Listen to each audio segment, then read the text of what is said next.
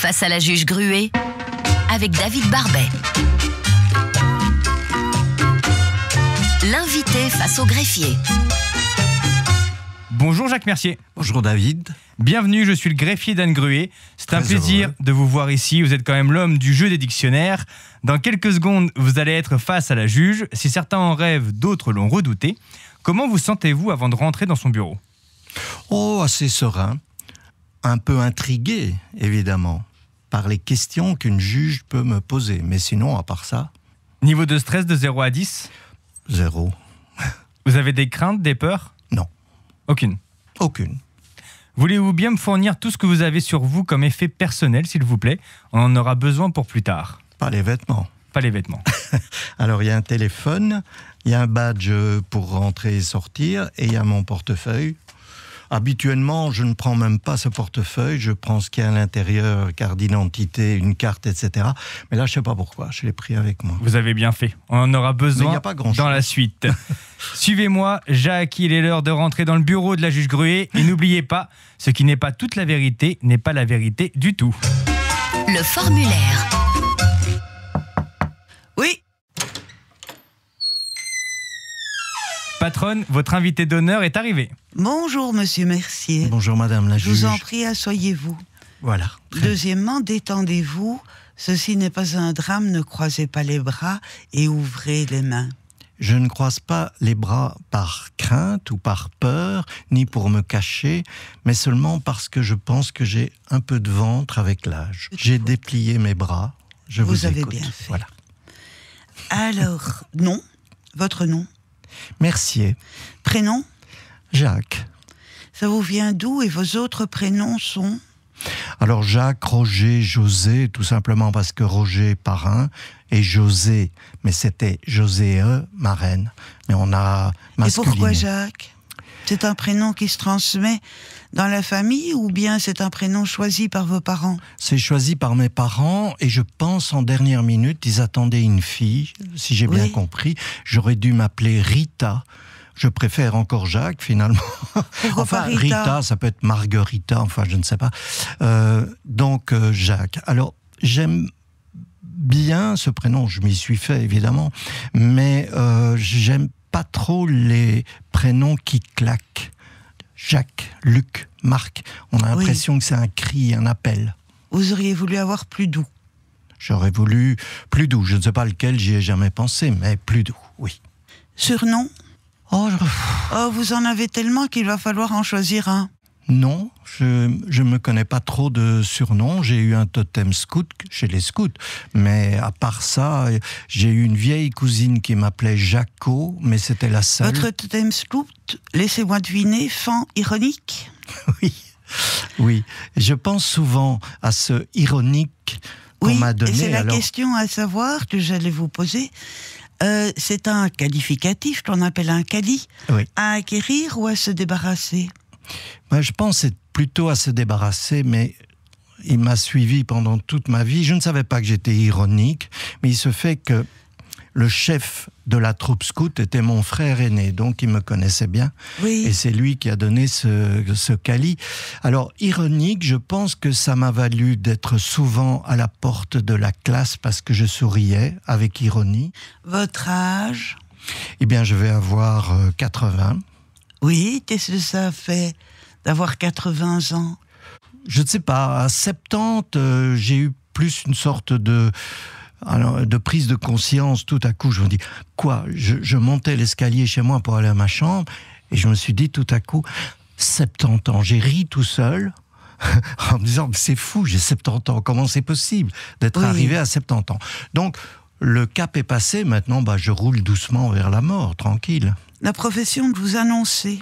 En général, on dit maintenant écrivain. Je dis d'abord écrivain parce que c'est quand même ça que j'ai fait le plus dans ma vie, écrire, le plus longtemps. Et puis, multimédia. Voilà, j'ai fait de la radio, de la télé, de la scène, toutes sortes de choses. Et votre lieu de naissance ? Alors, c'est Moucron, mais à l'époque, en Flandre, Mouscron. C'était Mouscron. Il y avait 25% de flamands, je crois, en ville. Tout à fait. échangé avec les Fourrons en 1963. Oui. Alors, c'était mon adolescence à ce moment-là, enfin la fin d'adolescence, donc je me suis battu pour passer du côté francophone. Et j'ai cholé. Bon, c'était comme ça. C'était bizarre après coup, parce qu'en fait, on était mis en Flandre. On avait un statut de ville qui était plus important que celui qu'on a eu en Wallonie. Mais c'était un peu culturel, c'était la langue française, c'était nous, on était un peu bêtes. Et puis c'était l'époque d'une certaine émulation populaire, de révolution, dont vous aviez toutes les années 60, le Wallenbuiten, la frontière linguistique, après le dernier recensement qui n'a pas eu lieu, etc.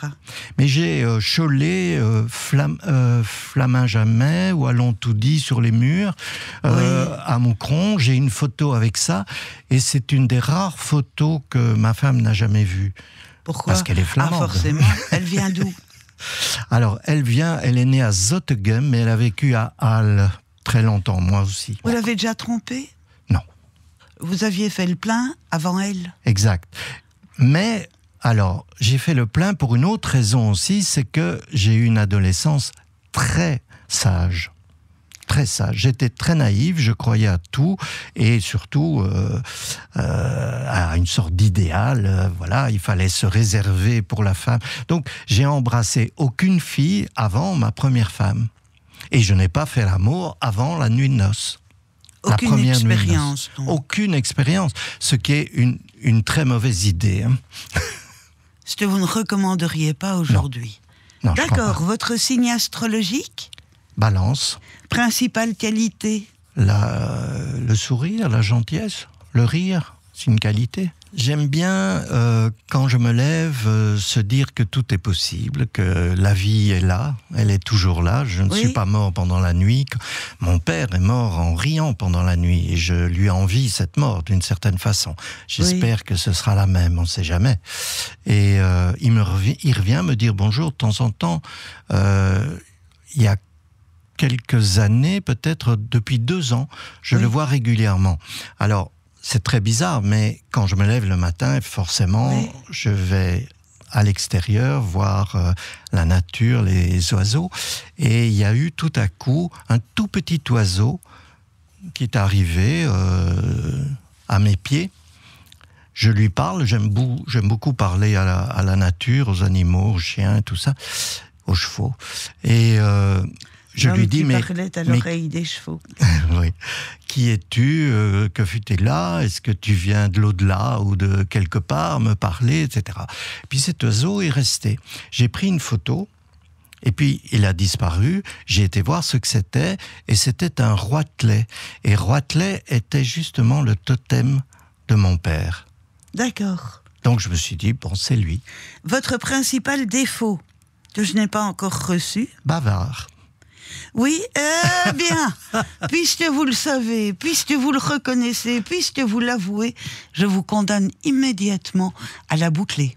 Vous avez déjà commis une infraction, laquelle? J'ai été un jour au tribunal de Mons, je rentrais très tard d'une émission à l'époque, il pleuvait et j'ai dérapé et j'ai cogné une voiture qui venait dans l'autre sens. Malin. La dame qui était là disait qu'elle avait mal dans le dos, on n'a jamais su si c'était vrai, mais cela dit, on a fait un constat, je me suis retrouvé à la gendarmerie et j'ai été convoqué au tribunal de Mons, sans avocat, tout seul, parce que moi, au fond, il n'y avait pas encore de limitation de vitesse, rien du tout à l'époque. Oui.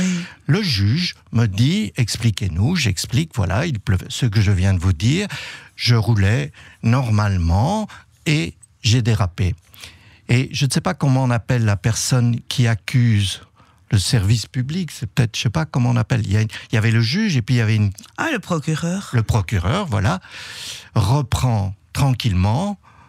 Voilà, monsieur Mercier fait ça, il dit que ça, et tout à coup, je m'en souviendrai toute ma vie, encore maintenant, il a dit qu'il roulait normalement, mais il pleuvait, il ne pouvait pas rouler normalement, il devait faire attention et rouler doucement, et j'ai été condamné, et j'ai eu ça pendant 5 ans sur... Mon casier judiciaire. Casier judiciaire, voilà. Voilà. Vous avez déjà été victime de quelque chose sans vouloir porter plainte?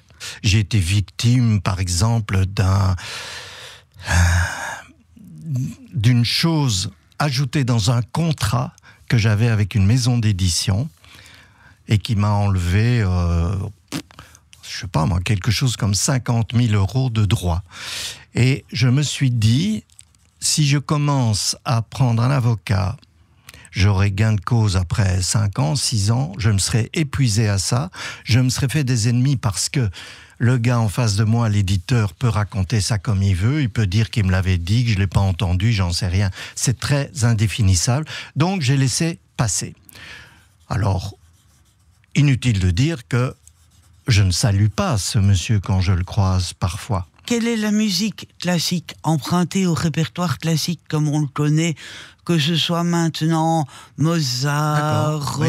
Brahms, enfin ceux que vous avez cités là tantôt, ou même d'autres, que vous voudriez, ou les grands chœurs des opéras italiens, que vous voudriez voir, ou plutôt que vous voudriez entendre, adapté en jazzique, c'est-à-dire en style de jazz. Je crois que vous aimez les deux.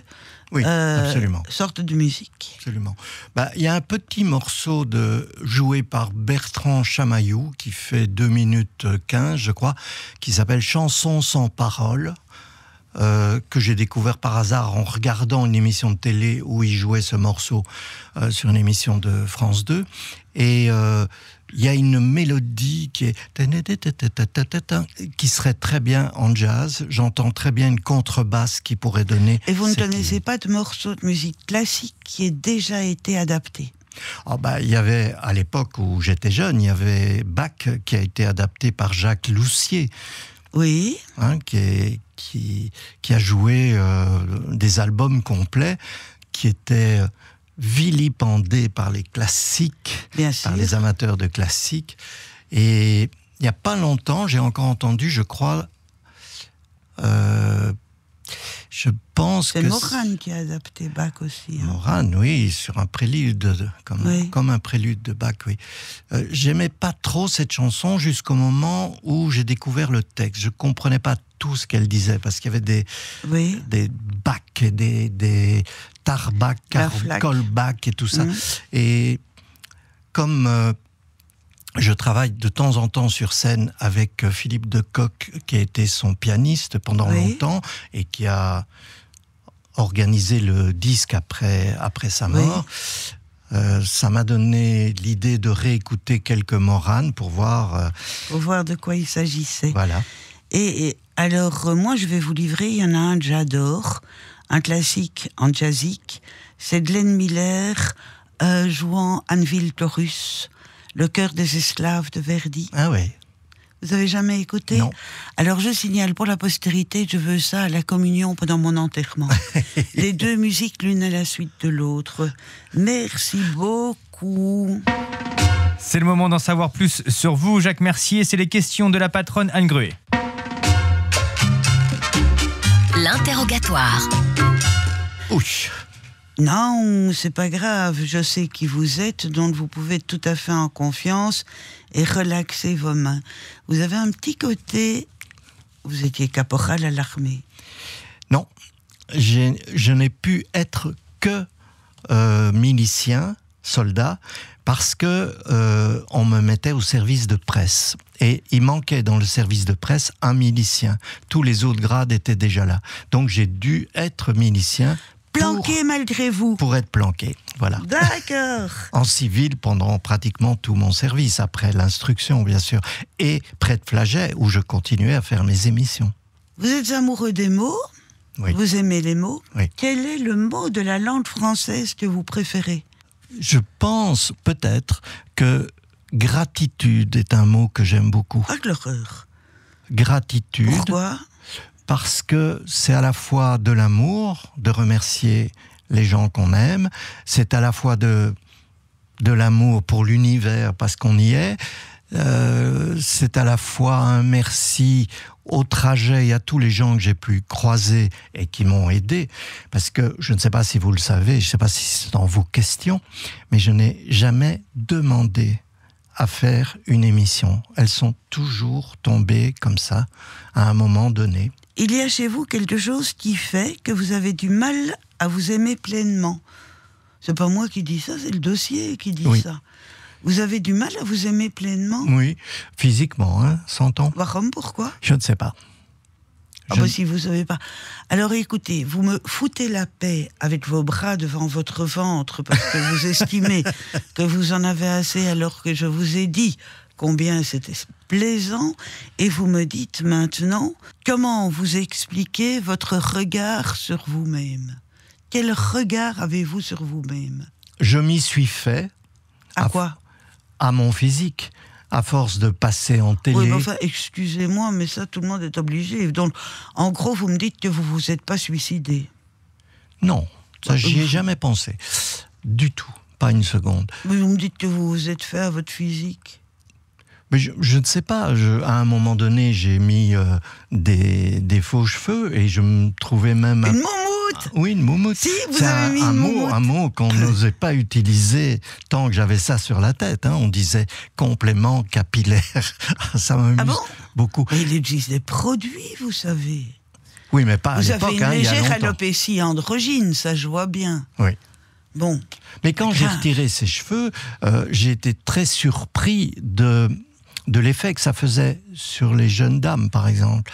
Et on m'a expliqué qu'il y avait 3 raisons à ça, qu'on plaisait plus chauve aux dames, parce que d'abord, en général, les savants, à part Einstein, étaient chauves, surtout dans Tintin et tout. Oui. Deuxièmement, il y avait un côté fibre maternelle de bébé, le crâne de bébé. Et troisièmement, on dit que c'est un signe de bonne sexualité puisqu'on transpire et que... Voilà. Et vous avez une bonne sexualité? Oui, toujours. Encore aujourd'hui? Oui.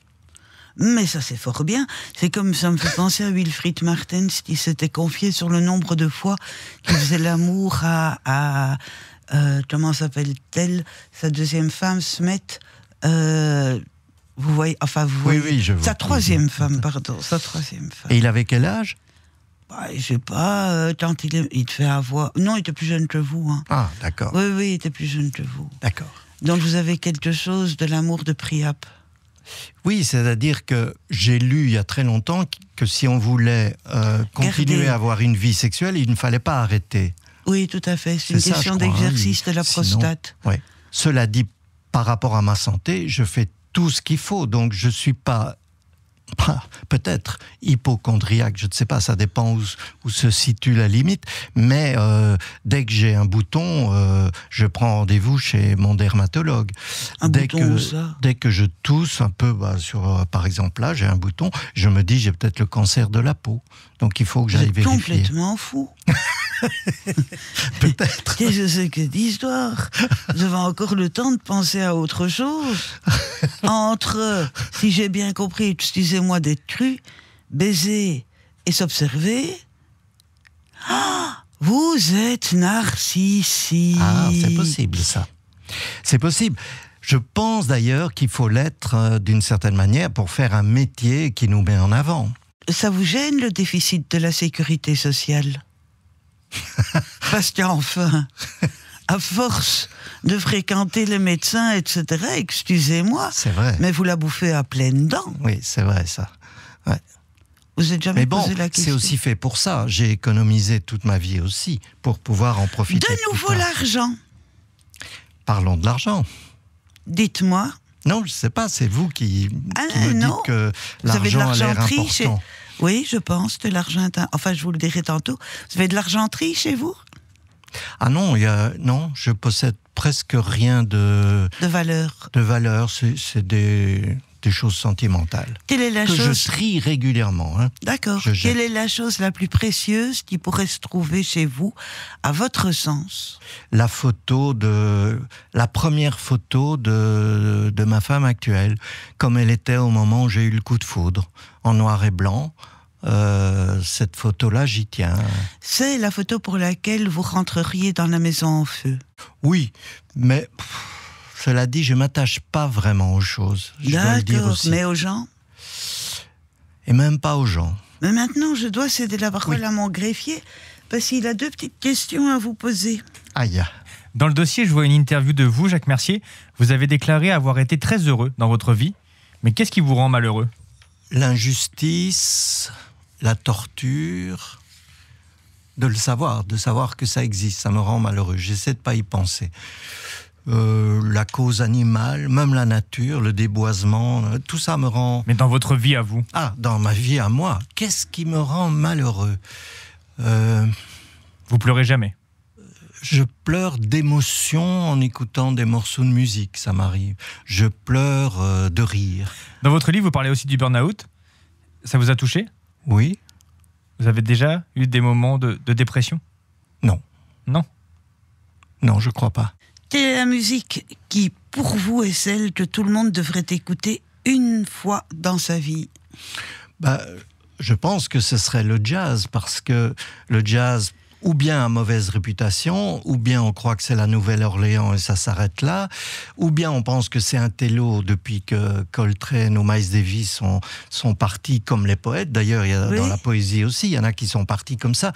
Mais il y a un jazz qui peut réconcilier tout le monde et on se rend compte que c'est une musique de liberté. Alors, le titre d'une musique de liberté.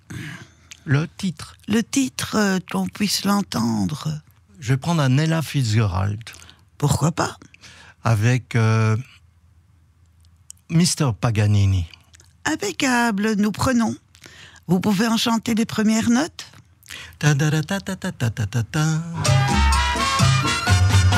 On va maintenant analyser vos effets personnels, cher Jacques Mercier. La saisie. Alors, oui.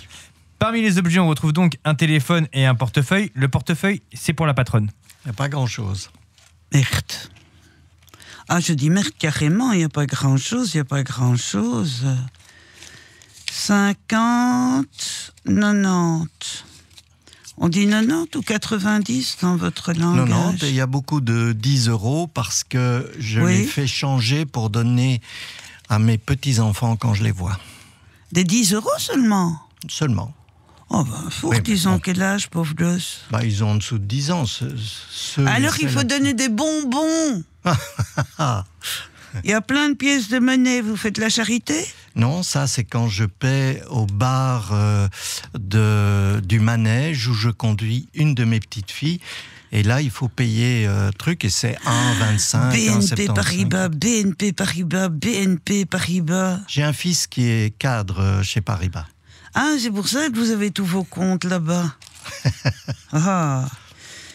Attendez. Pas de permis de conduire, by the way. Je l'ai donné à l'entrée pour avoir mon badge pour entrer. Ah, voilà, classiquement. Moi, j'ai donné ma carte Mobib. Voilà. Pas une médaille de la Vierge, pas... non. Pas une photo, rien. Médaille de la Vierge, ce serait de la superstition, ce qui est Pourquoi? Pas une bonne idée.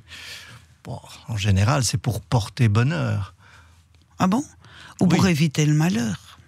Oui. Mais sinon, on l'a pris. Attention, entre les deux, il y a quelque chose de neutre. Oui. Dans les effets personnels, il y a également un téléphone avec une pochette. Dans la pochette, il y a une plume. Oui. C'est quoi? C'est un signe des anges, ou de mon ange. Donc j'ai un ange qui s'appelle Ha-Ha-Hel. Enfin, ça se dit pas Ha-Ha-Hel, mais ça m'amuse parce que ça fait penser au rire, évidemment. Il me fait signe tout le temps. Tout le temps. Donc, vous croyez beaucoup aux signes? Oui. Je pense au signe, oui. Là, par exemple, cette plume, je peux expliquer. Je me gare pour aller me promener dans le bois et je dis, tiens, il y a longtemps que j'ai plus pensé à toi, à Rachel, on se tutoie. Hein. Et il dit, tu vas voir. J'ouvre la portière, il y a une plume. Dans notre code, c'est la plume. Ça peut être autre chose, mais plume d'ange, parce qu'on les représente souvent avec des plumes, ce qui ne doit pas être le cas, évidemment. Mais bon, c'est ça l'idée. Et... je dis, très bien, formidable, merci, je la ramasse, je la mets dans mon téléphone, et puis j'avance, et je dis, mais c'est une coïncidence, à trouver ça devant la portière. Tu vas voir, regarde. Je regarde, une plume. Je dis, mais une, ça c'est encore le hasard. Une deuxième. J'avance, je dis, allez, une dernière. Troisième. Et je vous jure, après la troisième, j'ai dit, on arrête, il n'y a plus eu une plume partout dans les bois où j'ai été. Dites, et si quelqu'un, par exemple, qui vous aime pas, vient déposer le cadavre d'un coq noir devant votre porte, vous faites quoi? Vous mourrez? Je le jette. Vous mourrez? Je le jette. Ah, vous le jetez? Oh, oui. Ah oui, donc vous n'êtes superstitieux que dans le bon sens. Oui, c'est pas une Vous n'acceptez que les bons signes. C'est pas une superstition, c'est simplement que je pense effectivement qu'on est relié à une noosphère, comme disait le jésuite Théard de Chardin, qui a donc une sorte d'esprit où tout le monde se rassemble et où cet esprit peut communiquer avec nous, ceux qui nous entourent. Et peut donc, il s'appelle peut-être pas comme ça, mais en tout cas, il répond. Sur le fond d'écran de votre téléphone, on peut y voir un cheval. Avec qui ? Avec Rose, qui est une petite fille que tout à coup, quand elle a 12 ans moins 7, ça fait 5. Hein. À 5 ans, j'ai vu tout à coup qu'elle s'intéressait aux chevaux à la mer. Et je lui ai dit, tiens, mais est-ce que ça te plaît ? On va voir des chevaux, on va leur dire bonjour dans un manège qui était là, à la côte, on revient, elle pleure. Je dis, qu'est-ce qui se passe ? Elle dit, c'est de bonheur, parce que tu m'as montré les chevaux. Je suis rentré, j'ai téléphoné à ses parents, et j'ai dit, voilà, je voudrais faire plaisir à cette petite Rose, je m'occupe de trouver un manège, pas loin. Je m'occupe de tout. Donc, on va parler d'argent, donc de l'équipement, de l'abonnement, de ses cours, de ses stages, de tout. 2 fois par semaine, et c'est ce que je fais depuis 7 ans avec Rose. Je lui prends, en plus, j'assiste à tous les cours. Parce qu'il y a des parents qui sont là, ils sont en bas, ou ils repartent, ils reviennent 1 heure après. J'assiste à tous les cours, je filme, je lui envoie les films, elle fait des montages, elle les fait mieux que moi maintenant, les montages. Et voilà, elle est heureuse, elle continue. Et la patronne avec qui je suis au mieux, puisque je m'assieds à côté d'elle pour les cours, donc j'entends ses cours, on bavarde un peu, me dit que grâce à moi, probablement, elle est passée à côté de la crise d'adolescence habituelle, comme les filles qui font du cheval assez souvent, parce qu'elles ont une autre passion, et quand elles ont des problèmes, quand elles sont tristes, quand elles ont un amoureux qui ne répond pas, etc., elles savent qu'elles ont un cheval qu'elles vont retrouver. Et je trouve ça magnifique. Donc je suis ça, je ne sais pas combien de temps, là, quand je ne suis pas là ou quand je ne serai plus là, elle ira en bus. Mais bon, en attendant, je la conduis et c'est un bonheur partagé. Hein. On peut avoir le code du téléphone ? Oui, bien sûr. C'est vraiment très indiscret. J'espère que j'ai tout effacé. Non, je plaisante. Dans votre album photo, il y a beaucoup de nature. Oui. La famille également. Oui. C'est un mélange des deux. Vieille famille, hein, des photos noir et blanc d'ancêtres. Et aussi une photo... Ah oui, c'est mon premier arrière-petit-fils, qui s'appelle Marcelino, oui. Donc chez ma petite-fille aînée, elle a son premier enfant il y a 1 an, il a 1 an je crois. Déjà en juillet, il aura 1 an. Il a eu 1 an. Et ça fait quoi d'être arrière-grand-père ? Ça fait assez bizarre. Ça me fait penser à j'étais en vacances chez Geluck avec Miu Miu et son mari. Et un jour, elle nageait et on téléphone, son téléphone sonne, elle vient sur le bord de la piscine, elle décroche, elle parle, puis elle raccroche et elle rit. Et on dit, qu'est-ce qui se passe ? Et elle dit, je suis grand-mère, mais ça ne va pas faire plaisir à Julien Clerc, qui était le grand-père, parce que lui, il n'a pas envie de vieillir. Quand il va l'apprendre, il va avoir un choc. Et elle riait pour ça. Donc, c'est pas ce choc-là. Je me suis dit, arrière-grand-père, bon, c'est dans... Vous savez, maintenant, comme je disais, après 70 ans, le cheminement se fait, 80, et puis je ne sais pas jusqu'où... j'ai plein d'amis qui sont morts, avec qui j'ai travaillé, et bon, c'est la vie. C'est la mort. Jacques Mercier, c'est le moment du compte-rendu de la patronne. Ouf. Le jugement.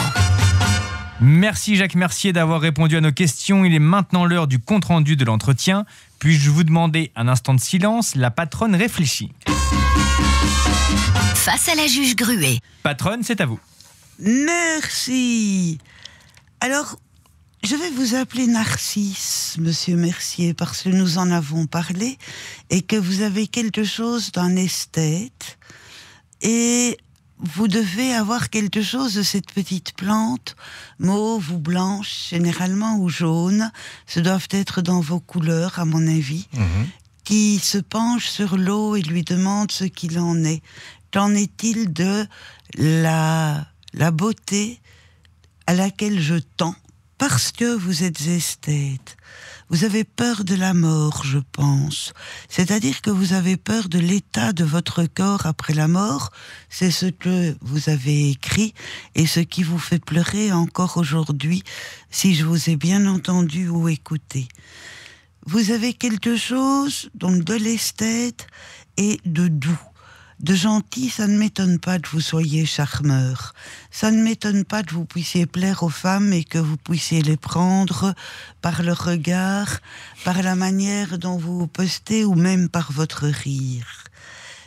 Pourquoi ? Parce que vous auriez voulu un prénom plus doux que Jacques, un prénom plus féminin. Vous auriez pu être une fille, d'ailleurs, vous l'avez dit.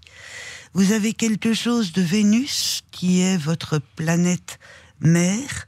Vous avez quelque chose donc de charmant en vous qui ne peut qu'être perçu, malgré vos bras croisés, qui sont effectivement de se garder des autres, malgré vos lèvres serrées et vos dents serrées au moment où je parle, en vous demandant jusqu'où je vais aller. Donc malgré vos bras croisés, qui est votre manière à vous probablement de vous remettre au carré, c'est-à-dire de ne pas vous disperser, de vous rassembler, de faire et de ranger votre lit au carré, comme vous dites. Le monde vous appartient, vous êtes un lève-tôt, et vous faites comme à l'armée, ce dont vous auriez peut-être pu profiter. Sergent Mercier, corvée patate. Ah oui, je l'ai eu. Et vous l'avez eu. Eh bien, c'est un bonheur réel dont vous savez cuisiner, vous ne mourrez pas de faim. Quoi qu'en dise le petit coussin. Vous êtes, je pense, un découvreur de talent, mais quand je dis un découvreur de talent, je parle du talent dans les deux sens.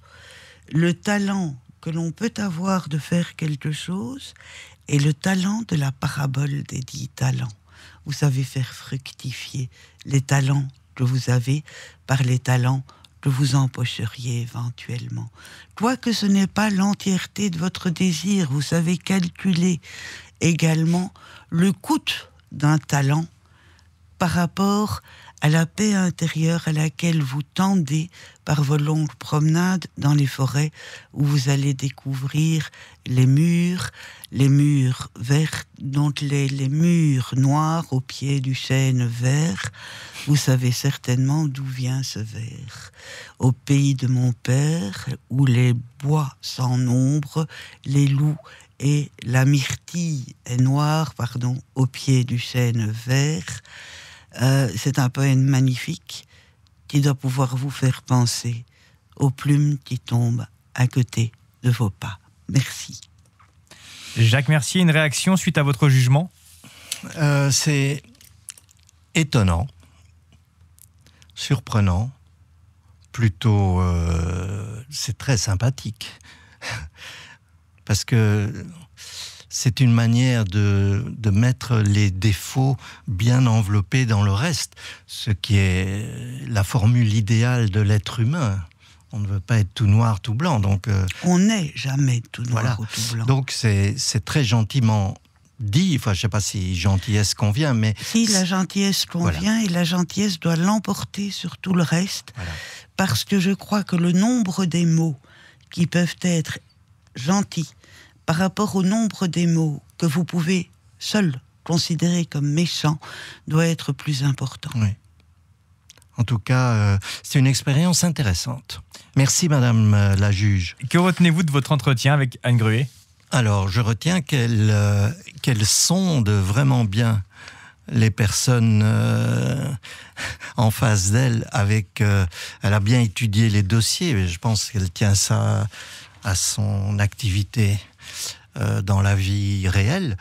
C'est intéressant. Je comprends aussi tout ce qu'on a écrit, tous les films autour de Madame la juge, ce côté je dis les choses, tant pis, on doit le prendre.